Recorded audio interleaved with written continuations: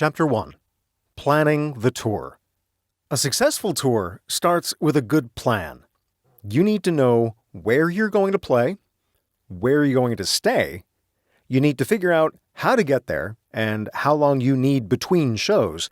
And most importantly, you need open lines of communication with promoters and venue owners. This chapter will provide you with pointers and tips to help ease the planning process and possibly help you avoid some pitfalls. Accommodations. Tip number 1, lodging needs.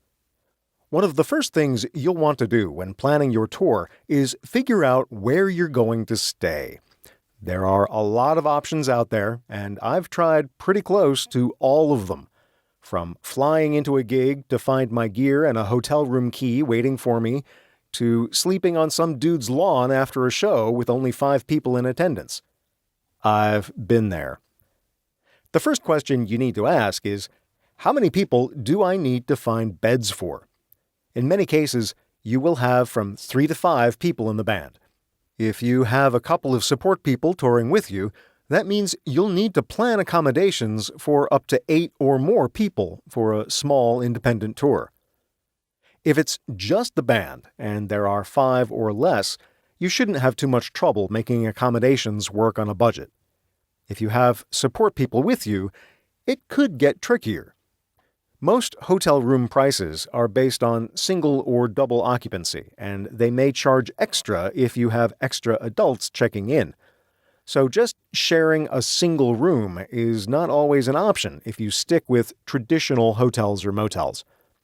On the other hand, if you're touring with a van or a large vehicle and you are traveling to a few different cities, you could take turns between staying in a room and sleeping in the van. Tip number 2. Get creative. Let's face it, if you're starting out in the music business and you don't have corporate sponsorship, you're going to have to be flexible in your tolerance of lodging options. In the summertime, putting up tents in a local host band's backyard can be a lot of fun. We'll talk about networking with local bands in a later chapter, but for now, keep in mind that making friends on the road can be invaluable to having a good tour. As I mentioned above, splitting the sleep in the van duties is an option, though you may be able to avoid it if you're creative. I haven't had to sleep in the van for a few years now. One of the best things to come our way in a long time is the couch surfing industry. More than a couple of times, we've used apps to book entire apartments for less than what a hotel room would cost. We've also taken to social media to ask fans in the area or friends in the area if they can help us out. In fact, the apartment I mentioned in the introduction was a guest apartment that was available for rent on a nightly basis in a friend's apartment complex. We had a whole 2-bedroom apartment to ourselves for about what a single occupancy room would have set us back.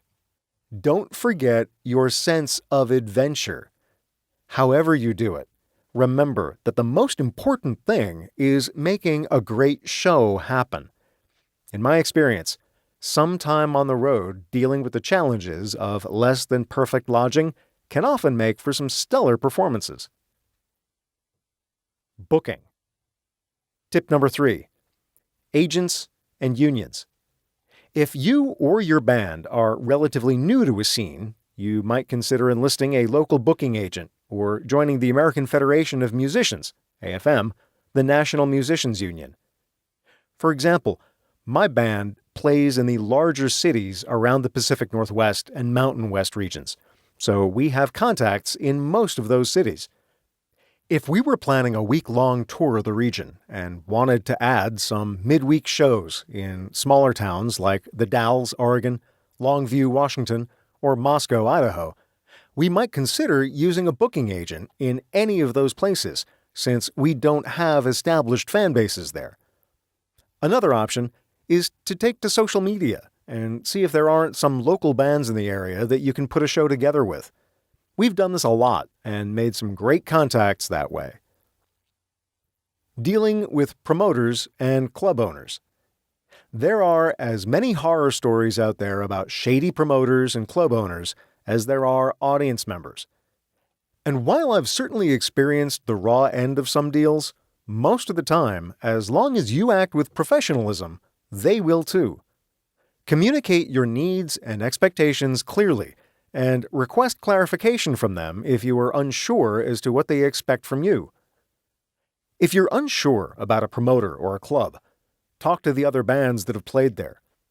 One thing that I never advocate for is pay-to-play gigs. If you are providing entertainment and they are making money off of it, then you should be making money too. We'll cover revenue in a later chapter, but there's no reason a decent band shouldn't be able to get paid, or at least book gigs, without having to pay to do so. Tip number 4. Contracts. What to look for. Not every club owner or promoter will want to use a contract, but generally, I feel better if we have one. Remember, contracts are there to protect both parties, not just the club owner, agent, or promoter. A well-written contract can not only protect you if things go bad, they can help to prevent things from going bad in the first place. First things first. Read your contract. You absolutely, positively have to read your contract. Most of the time, in my experience, the contracts one signs for most gigs are not overly complicated. A good contract should plainly specify things like what time you're expected to load in and where, what attire you're expected to wear, how long they expect you to play, what kind of songs they expect you to play, break schedules, if any, ticket information and payment arrangements, and possibly a rider. Riders. A rider is an attachment to the contract that contains things the musician requires in order to make the show happen. There are some hilarious examples of these in rock and roll lore. Brown M&Ms, anyone? But they are actually a fairly common occurrence when playing festival shows or other larger organized events. The key to riders is to not be greedy. Ask for what you need, and even what you want, to a point, but don't be absurd. Sometimes a rider is as simple as making sure there's water on the stage and a green room to change in. Other times, it can be as complicated as making sure that specific dietary requirements are met, if food is part of the deal, or that certain specialty equipment is available for use during the show, lighting, special effects, etc. In most of my experience, our riders include water, a 6-pack or 2 of beer, some food, and a green room to use before and after our set. Scheduling the tour. Tip 5. Give yourself enough time. It's important to understand the distances and times between shows and to plan for delays, especially in the wintertime. Snow, mechanical issues, construction, and traffic accidents are all common occurrences while on the road, and it's best to be prepared for all of them. Google Maps and other GPS apps are great for estimating driving time under ideal conditions, but life isn't always ideal. Beyond the unfortunate incidents mentioned above, there are other considerations too. On one of our trips, we played a late show in Missoula, Montana, and pitched a tent in the yard of one of the members of the band with whom we booked the show. We didn't even get inside of our tents until close to or just after 5 a.m.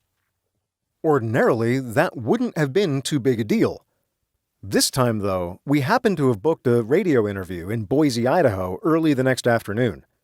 We knew going in that we were going to have to leave for Boise very early in order to make our booking, but we didn't take into account how late we would probably be up the night before.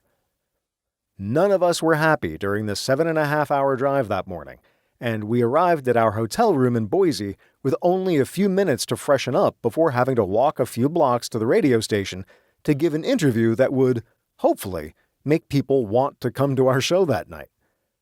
All any of us really wanted to do at that point was sleep, but we had to go promote the show. Make sure you give yourself enough time to get to your destination safely, with plenty of time for rest, and you won't make the same mistake we did. Schedule changes. Sometimes, for whatever reason, the schedule of a show or even a tour needs to change. If a show is extremely undersold, the club owner might decide it's not worth it to have the show. Or the headlining band could be a no-show. There are a lot of different reasons for a show to be canceled. If that happens, you'll want to be prepared to improvise. I've been on shows on the road in which other bands have been added at the last minute because their other show got canceled. They found the club through social media and reached out to the club owner to ask if they could join the show. Even if they didn't get any money for the show, they got the chance to win some fans in Salt Lake City or wherever, and maybe even sold some merch. Tip number 6. Types of shows. Beyond your normal club show, where there's usually a bar and a stage and a house PA system, and sometimes an all-ages area, there are several other types of shows that present unique benefits and drawbacks. From big shows like festivals and opening spots on national tours to small charity benefit shows. The challenges and opportunities with these types of shows abound. Charity benefits. The best part of doing charity benefit shows is that you do great work to help out people in need. I've done benefit shows for organizations ranging from the American Cancer Society to Toys for Tots. Seeing the money that gets raised go toward helping people who need it is an amazing reward in and of itself. In addition to that, you can make a name for yourself and form great connections, and they're an opportunity to get more experience playing in front of a crowd. If you're doing benefit shows on a tour, however, those stops will cost you extra money, so be prepared to consider those costs a donation. Because of that, it's usually not feasible to add extra stops to a tour for benefit shows. But if you're already in a city for a paying show, adding a charity benefit show earlier in the day can be a great experience. Competitions and talent shows. I'll be honest, I hate these kinds of shows. They are an open pit boiling with egos, fakery, backstabbing, and all the worst parts of humanity. Avoid them at all costs. If you do end up booking yourself into one of these god-awful nightmares, the only advice I can give you is to treat it just like any other show, except you may or may not get paid. In my experience, these contests have very little to do with talent or the quality of your music. Instead, they are often dependent on how many tickets you sell or some other not quite shady provision of the contest rules. Use it as an opportunity to try and pick up a few new fans and to sell some merch, but you'd do best not to count on any winnings from these kinds of events. Festival shows. These shows can be some of the most fun you'll have while on tour. The key with festivals is to be patient and be flexible. Festivals are big, complex things with a lot of moving parts, and promoters and organizers have their hands full at all times. A well-organized festival will provide you with a liaison, parking and loading instructions, gear requirements. Often bands will share amps and drum kits or backline to make setup and teardown between bands easier, and other vital information. Make sure you follow the instructions you're given, and be prepared to hurry up and wait, as festival logistics often mean long periods of waiting, followed by short periods of frenzied activities.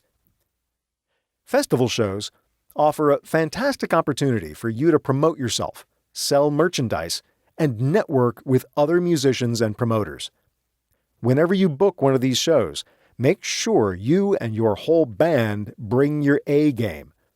Festivals will usually have a large built-in audience, but many of them have probably never heard you, so you really have to work to win them over. Opening spots.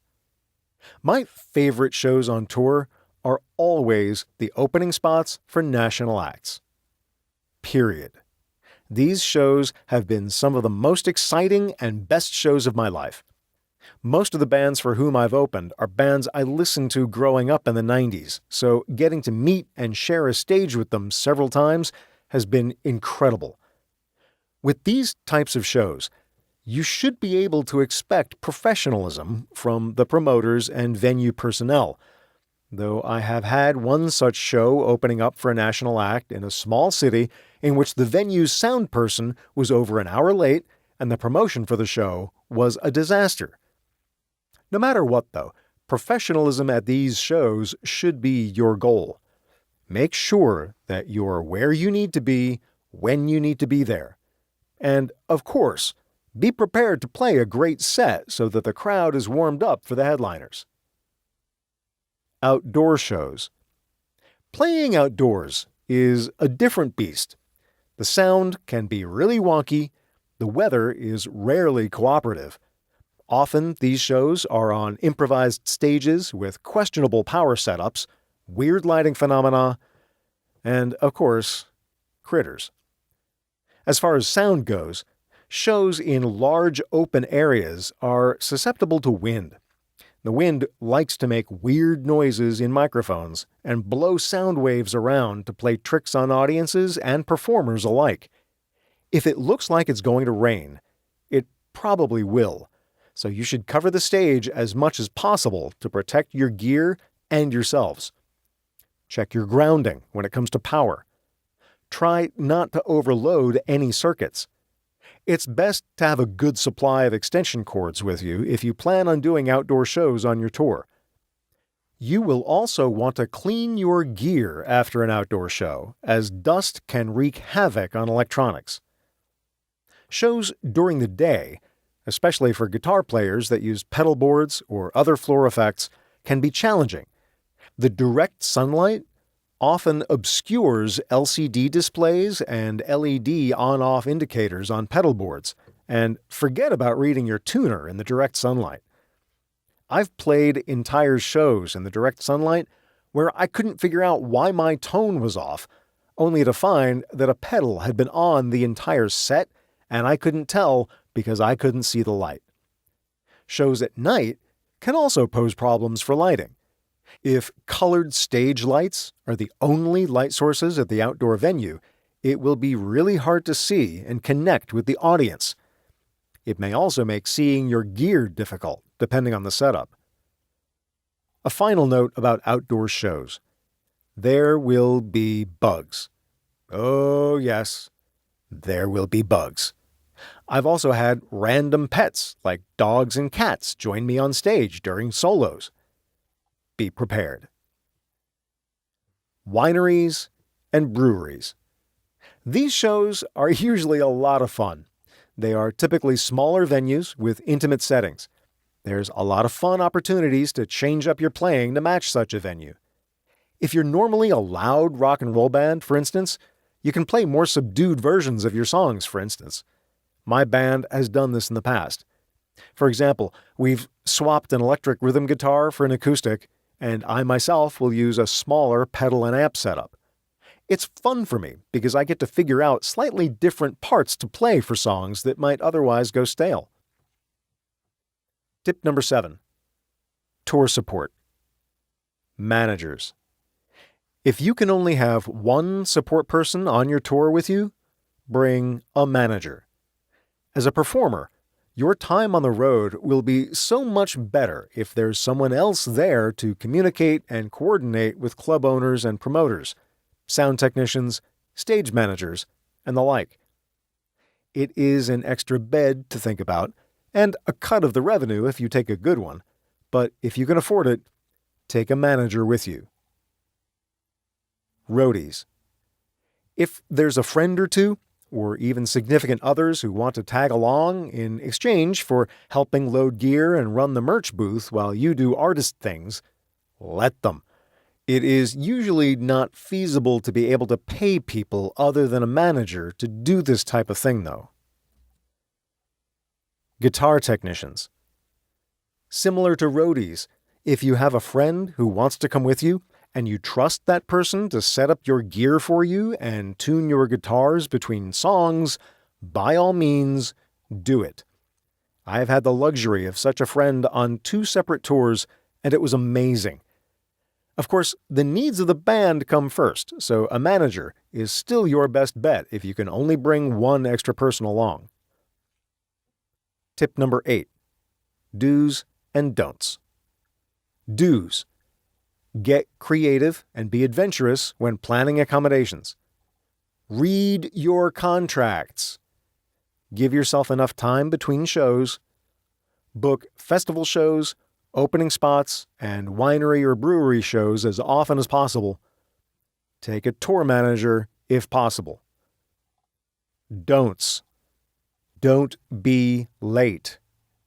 Don't book contests or talent show competitions if you can help it. Don't forget your sense of adventure, and don't forget to be flexible.